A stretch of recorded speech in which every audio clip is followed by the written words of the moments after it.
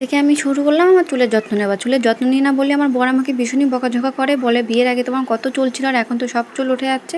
তো আমি চুলের যত্ন নেওয়া শুরু করে দিয়েছি। So hello everyone, good morning. আমি কাজল চলে এসেছি নতুন একটা মিনি ব্লগ নিয়ে। তো এটা অবশ্যই কালকের ভিডিও, তোমরা আজকে দেখছো। তারপর তো ঘরে কাজকর্মগুলো করে আমি রেডি হয়ে বেরিয়ে পড়েছিলাম রথ দেখতে, যেহেতু কালকে রথ ছিল, আমি রথেই গেছিলাম।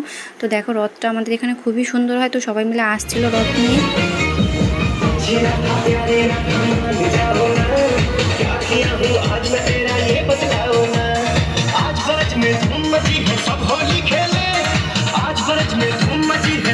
রথ টথ দেখে চলে গেছিলাম আমার দিদা বাড়িতে। দিদাকে যেহেতু আজকে একটা গিফট করবো, একটা ফোন গিফট করবো, ছোটো ফোনই দেবো, যেহেতু দিদার বয়স হয়ে গেছে, ওনার ফোনটা খারাপ হয়ে গেছে। তো আমরা ফোন করতে পারছি না, একটু প্রবলেম হচ্ছে। দিদা যেহেতু একাই থাকে, তো আমি আর আমার বোন মিলে দুজন মিলে একটা ছোট্ট একটা ফোন দিদাকে গিফট করলাম।